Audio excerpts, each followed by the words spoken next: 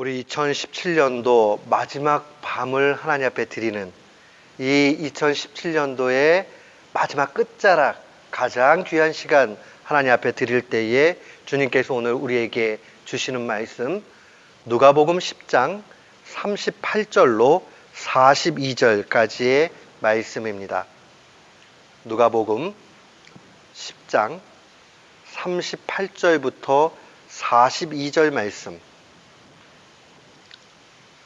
우리 마음을 같이 해서 주의 말씀 함께 봉독토록 합니다.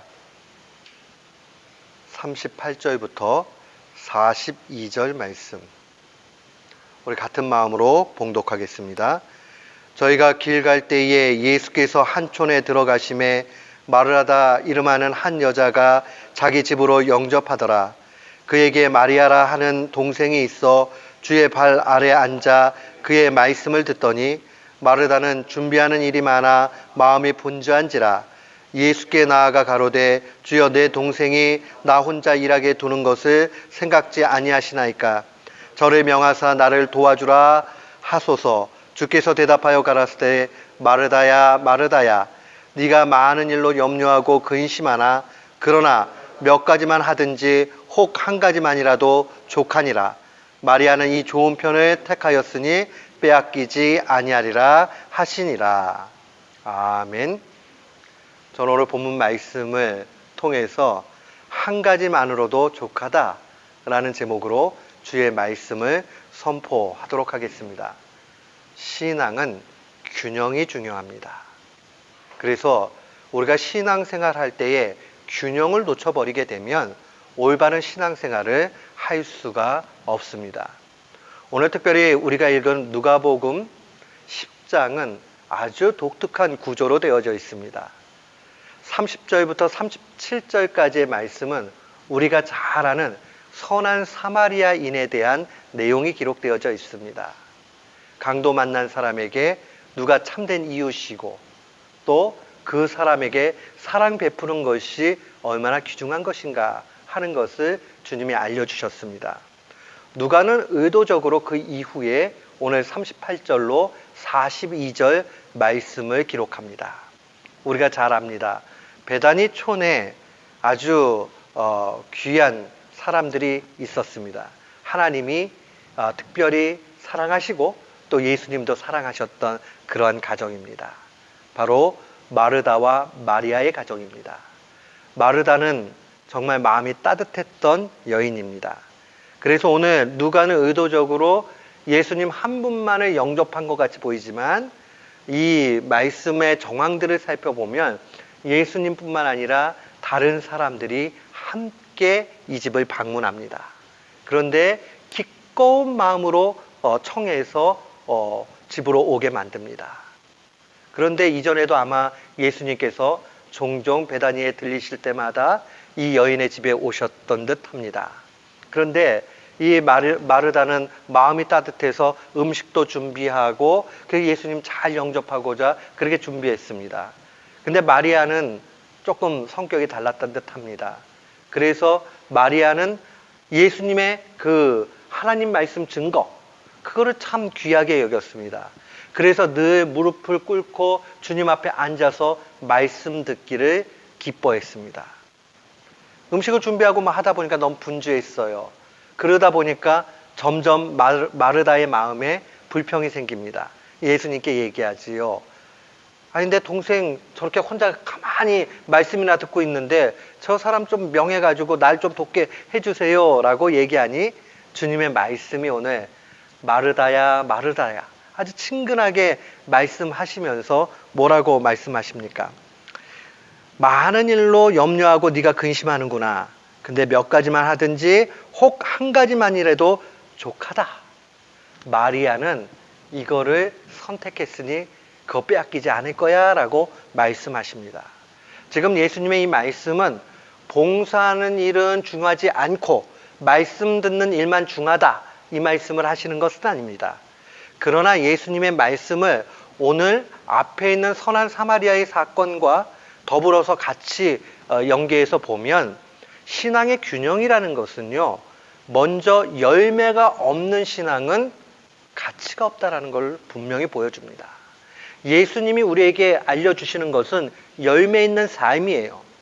예수 그리스도가 나를 위해서 십자가에 죽으시고 나를 구원하셨고 내가 구원받은 그 심령으로서의 바른 신앙 고백이 있다면 삶의 사랑을 실천하는 일이 당연히 있어야 한다는 것을 먼저 알려주는 겁니다. 동시에 오늘 마르다와 마리아의 사건을 통해서 주님이 말씀해 주시고자 하는 것은 그래 공개하고 섬기고 하는 일들이 매우 귀중하지만은 그러나 우선순위 둬야 되는 것이 무엇인가 하는 것도 생각해 봐야 되고 그 우선순위가 이 일 때문에 자칫 잘못하면 말씀을 등한시하거나 자기 신앙을 잃어버릴 수 있다라는 경계의 메시지도 함께 주시는 겁니다. 자칫 잘못하면 교회 일들도 그럴 수 있어요. 열심히 일을 하고 있는데 그게 내 신앙을 놓치게 되는 그런 상황이 될 수도 있습니다. 그래서 신앙을 잘 지키는 일과 그 신앙의 열매를 맺어서 사랑을 실천하는 이 균형을 잡아서 가는 일들이 신앙 가운데는 모두 필요합니다. 우리가 이것은 전 영역에 맞춰서 다 같이 가야 됩니다. 어떤 분들 신앙인들 보면 교회 일 열심히 하는데 집안일은 제대로 안 해서 집에서 인정 못 받는 사람들 은근히 많습니다. 교회에 오면 열심히 하는데 직장 가가지고 손가락질 받는 사람도 은근히 있습니다. 그러면 안 된다는 겁니다. 오늘 우리가 균형 맞춘 신앙인으로 살아가는 것이 얼마나 귀한가 하는 것을 생각해야 되고 2017년도를 마무리하면서 우리의 삶을 돌이켜 봐야 됩니다. 내가 하나님을 사랑하는 일, 그 일을 얼마나 열심히 했는가? 마치 마리아가 예수님의 무릎 밑에 무릎을 꿇고 앉아서 주의 말씀을 사모하고 했던 그 예수님을 사랑하는 그 마음, 하나님을 사랑하는 마음, 그것이 얼마나 있는가? 또 선한 사마리아인이 돼서 내가 연약하고 힘든 사람들을 위해서 얼마나 헌신하고 내 시간과 내 열정과 이런 것들을 다 나눠주었는가? 재밌는 거는요, 누가는요, 그 앞선 말씀에 보면 정말 큰 계명이 무엇이냐 하는 거에 대해서 하나님을 사랑하는 것이고 이웃을 사랑하는 것이다는 것을 명확하게 보여줍니다. 그리고 나서 선한 사마리아인의 가난 얘기들이 나오고 오늘 본문의 메시지가 나오는 겁니다. 사랑하는 성도 여러분, 우리는 날마다 이 점검을 해봐야 됩니다. 정말 내 신앙이 올바로 가고 있는가? 그것은 다른 것 아니에요. 하나님을 얼마만큼 사랑하고 있는가? 내가 이웃을 얼마만큼 사랑하고 있는가? 이 두 가지가 떨어져서는 안 돼요. 두 가지 모두가 함께 가야 됩니다. 우리 교회가 2018년도에도 이 일에 대해서 열심을 내야 돼요. 하나님 우리에게 건강을 주시고 물질을 주시고 환경을 주시고 그러면 이걸 위해서 남을 위해서 자꾸 쓰려고 하는 마음이 불가같이 일어야 되고 자꾸 하나님을 더 사랑하고자 기도하고 말씀 보고 예배 바로 드리고 하는 일들로 가득 차야 됩니다. 그렇게 살아갈 때에 주님이 기뻐하시고 그 믿음이 참 믿음이라고 그렇게 알려주십니다. 사랑하는 성도 여러분, 한 해를 한번 지난 시간들을 한번 생각해 보십시오. 2017년도 내가 뭐가 잘 되었고 뭐가 부족했는가? 만약에요, 내가 주님 사랑하는 게 좀 부족했다 그러면 2018년도에는 바꾸셔야 돼요. 내가 예배 드리는 것보다 안 드리는 게 많았고 또 예배를 드려도 온전히 못 드린 것 같고 그럼 자꾸 자기를 돌이켜서 주님을 더 사모하도록 해야 돼요. 내가 성경 일독을 하려고 했는데 못했다 그러면 2018년도에 꼭 해야 되겠다 하는 그 마음이 있어야 돼요. 이웃 사랑하는 것도 간과해서는 안 돼요. 하나님이 나한테 왜 차를 주셨는가? 하나님이 나한테 왜 물질을 주셨는가? 하나님이 내게 왜 건강을 주셨는가? 자꾸 남을 돕기 위해서 해야 됩니다. 우리 김정사님 잘 알지만 우리 샴페인 있을 때에 제가 있었던 교회는 캠퍼스에서 걷기는 멀고 또 차로는 얼마 안 걸리는데 그랬어요. 근데 우리 아이들 가운데 차 있는 아이들이 좀 있었어요. 근데 그 형제 가운데 둘이 있었는데 둘이 라이드를 아주 열심히 했습니다. 나중에 물어봤어요. 너 그렇게 열심히 하는데 피곤하지 않아? 그랬더니 깜짝 놀랐어요. 그 친구들이 저한테 하는 얘기가, 목사님 실은 차를 산 이유가 라이드 해주려고 샀어요. 그랬어요. 저는 그 친구들이 정말 신앙인 가운데 참된 신앙인이라고 확신을 합니다. 그리고 그 아이들 때문에 얼마나 많은 사람들이 기뻐하고 그렇게 지냈는지 몰라요.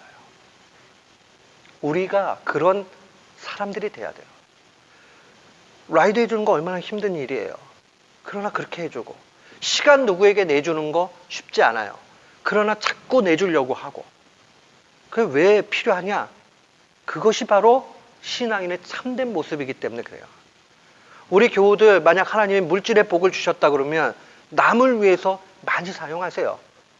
하나님이 건강 주셨으면 이 건강 가지고 뭐 할까? 거기에 집중을 하시고 올 한 해 그것을 잘 생각해 봐야 됩니다. 그리고 다시 다짐해야 됩니다. 제로 베이스부터 다시 시작을 하게 되면 하나님이 그 가운데 큰 은혜를 주실 것입니다. 오늘 말씀을 기억하면서 한 해 마지막을 하나님 앞에 가장 귀하게 드렸으면 좋겠습니다. 우리 이 시간에 한번 잠시 자기의 삶을 좀 돌이켜보면서 이제 한 1분 정도가 지나고 나면 정말 2018년도, 우리가 맞는 2018년도는요 2017년도에 하나님 앞에 부름을 받은 사람이 그토록 야, 나 하루만 더 살면 좋겠다 했던 그 시간을 우리가 대신해서 사는 겁니다. 저를 가르쳐 주셨던 목사님 그런 얘기 했어요. 시간을 그리스도의 보혈과 같이 여겨라. 고등학교 때 들은 얘기인데 그때는 그 얘기가 뭔지 잘 몰랐어요. 근데 시간이 조금 지나고 나니까 세월이 너무 빨리 가요. 저는 제가 나이가 이만큼 된 게 이렇게 빨리 갔나 깜짝깜짝 놀랄 때가 있어요. 뭐 우리 어른들은 더 아시겠지요. 그런데 시간은 날아갑니다. 그러니 잘 기억을 하고 주님 앞에 나아가야 됩니다. 우리 잠시 주님 앞에 이제 새날을 맞이하는 그 기쁨 가운데 찬양 올려드립시다. 249장입니다. 주 사랑하는 자, 이 찬양 드릴 때에 이제 주님께서 새날 주심을 기뻐하면서 나아갑시다. 249장입니다. 자, 우리 한번 다 같이 새해를 맞이해서 정말 감사하는 마음으로 한번 기도하겠습니다. 고마우신 주님, 참 감사합니다. 2018년도를 우리에게 주시고 우리가 이 땅에 올 때에는 2018년도를 맞이할지 아무것도 알지 못했지만은 주님의 은혜 가운데서 이렇게 주셨습니다. 우리에게 생명 주심은 사명도 함께 주심을 분명히 믿습니다. 올 한 해 사명 감당하는 우리 모두가 될 수 있도록 인도해 주시고 붙잡아 주시옵소서. 이 시간에 주님께서 가장 좋은 것으로 이끌어 주시고 한 해 동안에 큰 보람 가운데 승리하는 우리 모두가 될 수 있도록 인도해 주시옵소서. 감사드리오며 예수님의 이름으로 기도드리옵나이다. 아멘. 우리 2018년도 첫 예배, 첫 아침, 첫 시간에 주시는 하나님의 말씀은 열왕기상 19장 13절로 18절까지의 말씀입니다. 열왕기상 19장 13절로 18절 말씀, 우리 조금 길지만은 주의 말씀을 귀히 여기는 마음으로 우리 함께 13절부터 마지막 18절까지 함께 봉독토록 합니다. 엘리야가 듣고 겉옷으로 얼굴을 가리우고 나가 굴 어귀의 섬에 소리가 있어 저에게 임하여 가라사대 엘리야야 네가 어찌하여 여기 있느냐? 저가 대답하되 내가 만군의 하나님 여호와를 위하여 열심히 특심하오니 이는 이스라엘 자손이 주의 언약을 버리고 주의 단을 헐며 칼로 주의 선지자들을 죽였음이오며 오직 나만 남았거늘 저희가 내 생명을 찾아 취하려 하나이다.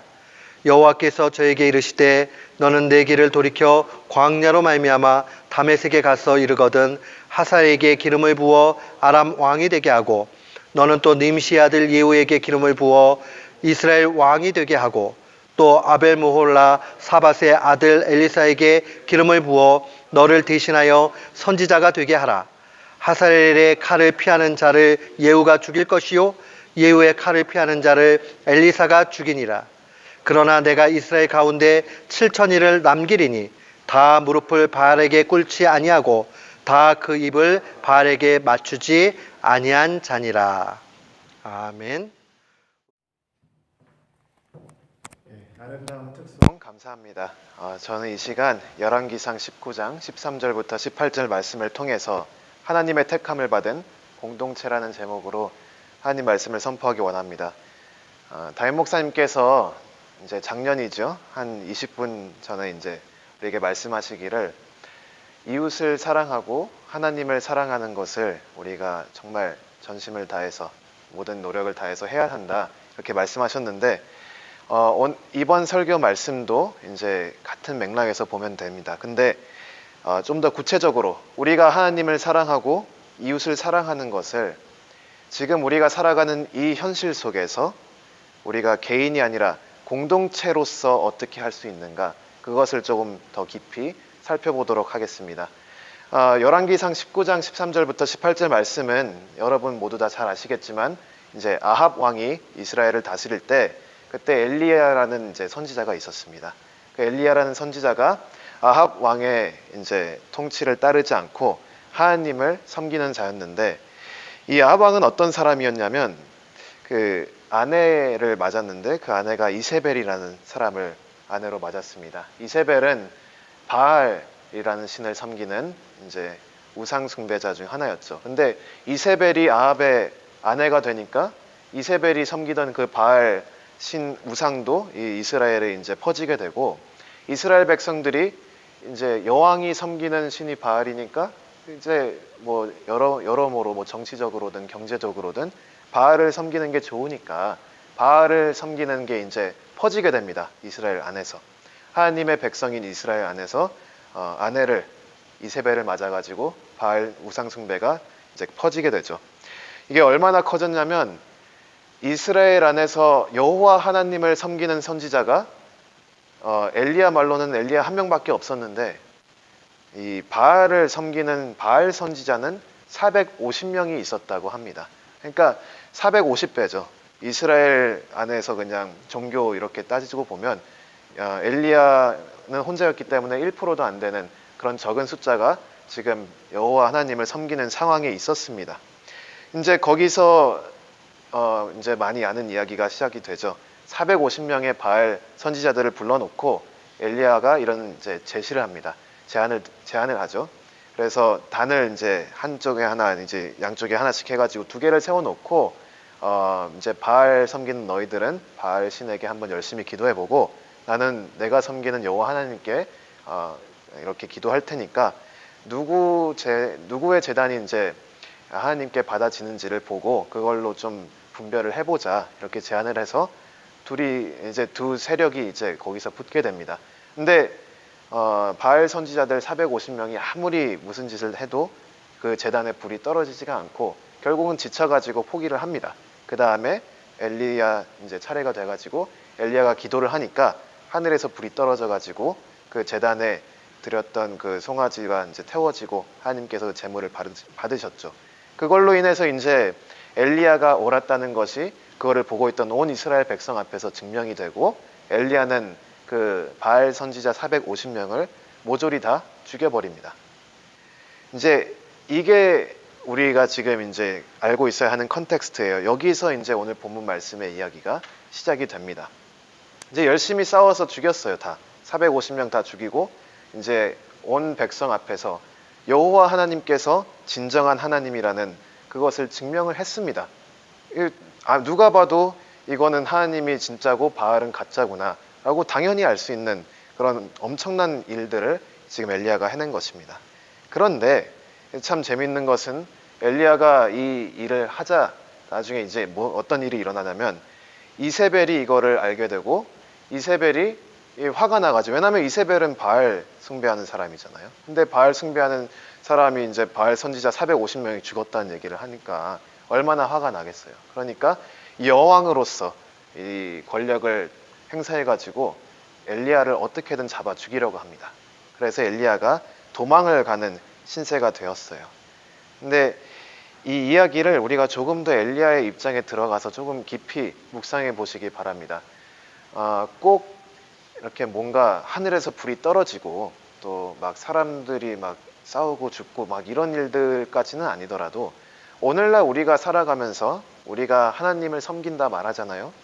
그러면 우리가 하나님을 섬기면 나아가는데 우리가 사는 세상은 하나님을 그다지 막 섬기는 건 아니잖아요. 그러니까 이 상황 속에서 우리가 하나님을 섬기며 나아간다. 그래서 열심히 하나님을 증거하면서 하나님의 위트네스로서 우리가 살아가는데 가끔은 성공할 때도 있는 것 같아요. 가끔은 이렇게 좀 정말 하나님께서 살아계시구나. 하나님께서 복을 주셔서 이렇게 또 전도도 성공적으로 하고 선교도 성공적으로 하고 또 내가 기도했더니 하나님께서 들어주셨구나 하고 이런 일들이 가끔은 있는 것 같긴 해요. 근데 더 많은 경우는 우리가 세상을 살아가다 보면 그게 세상이 막 우리를 좋아하는 일로 이어가지는 않습니다. 보통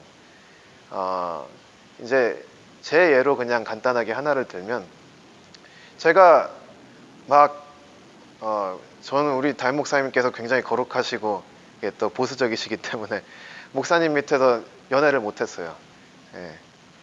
그래서 연애를 못해가지고 속상한 일이 많았는데 근데 저는 그게 또 하나님이 원하시는 거라고 열심히 참고 기다리며 했는데 그런 이야기를 듣는 사람들은 저보고 다 바보 같대요. 왜 그렇게 사냐.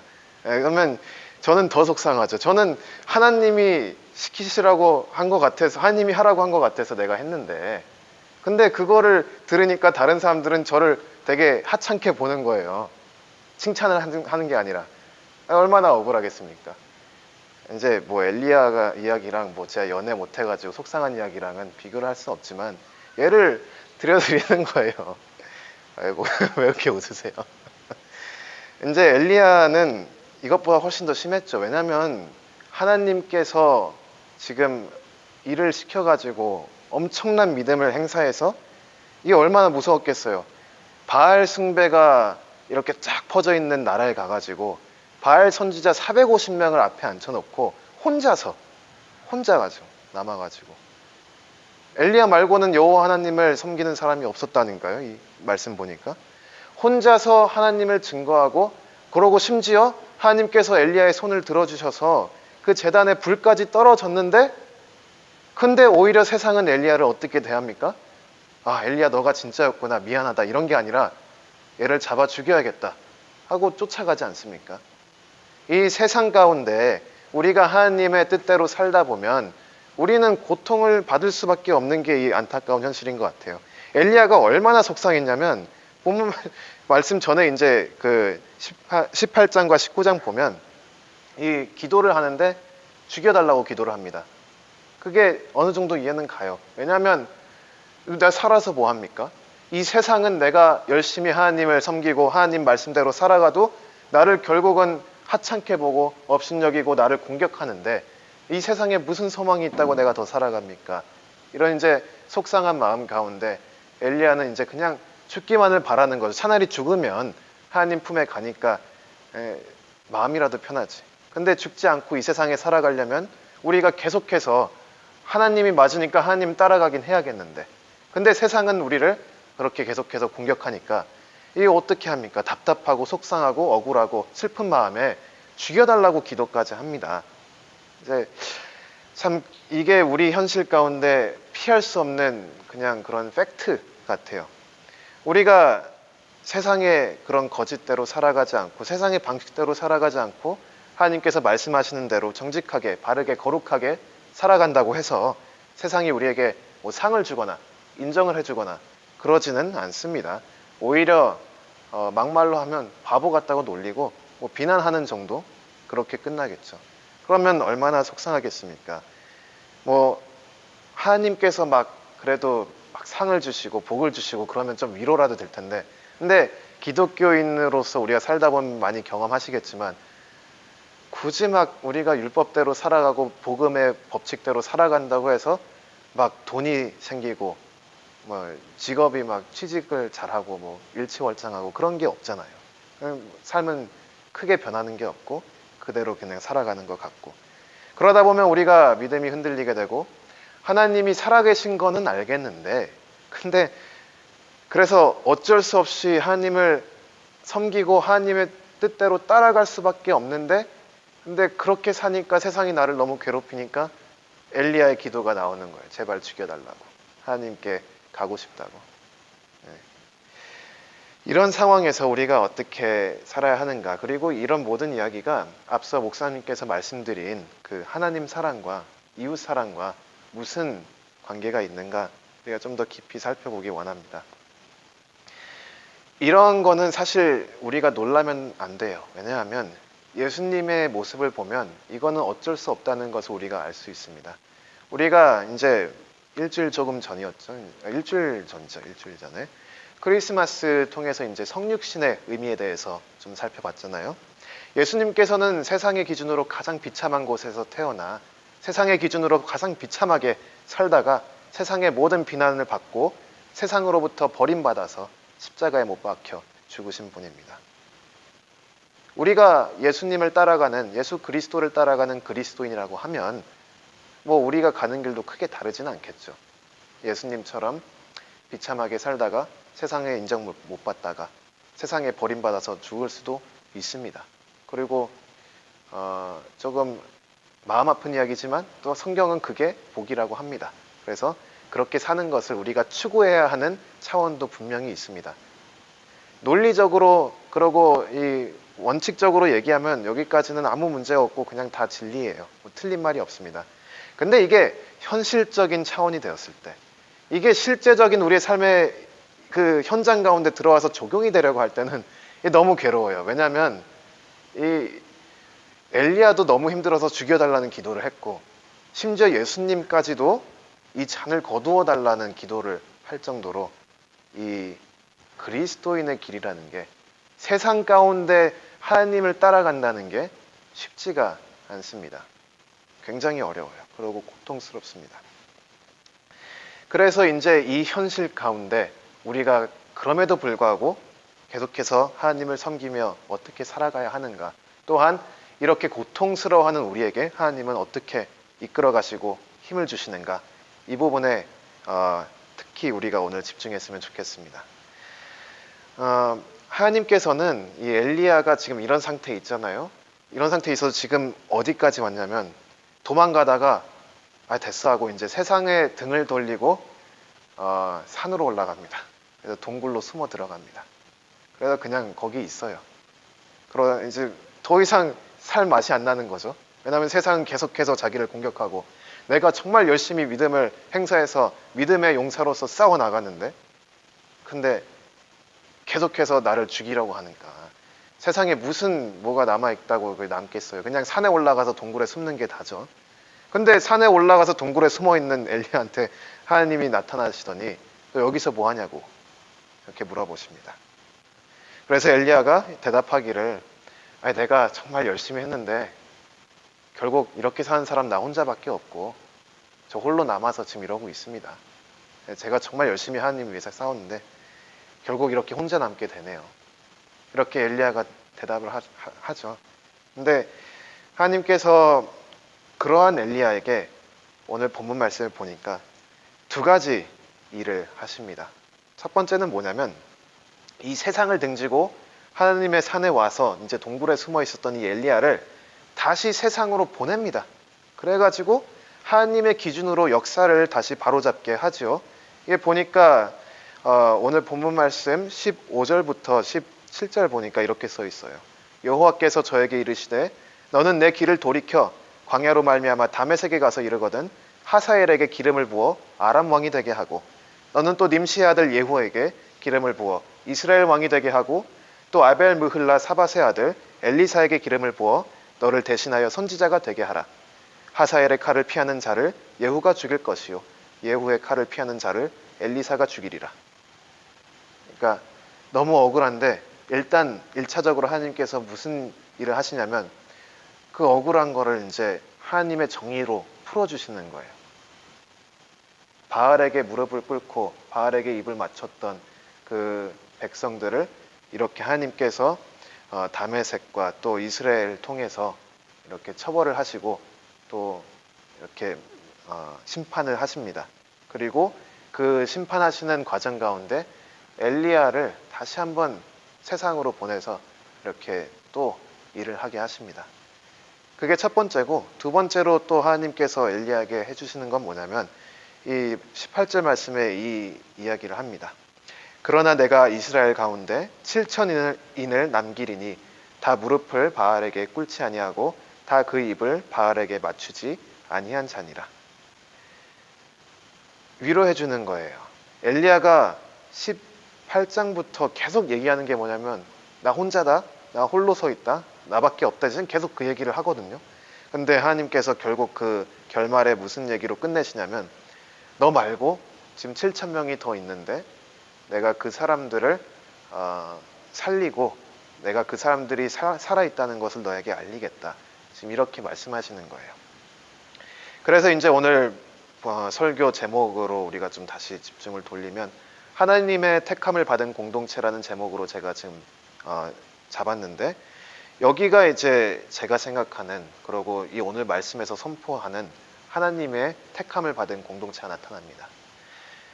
바알에게 무릎을 꿇지 않고 또 바알에게 입을 맞추지 않은 7천 명이 있다고 하나님께서 하셨습니다. 오늘날 이 말씀이 우리에게 어떻게 연관이 있냐면 이 7천 명은 교회입니다.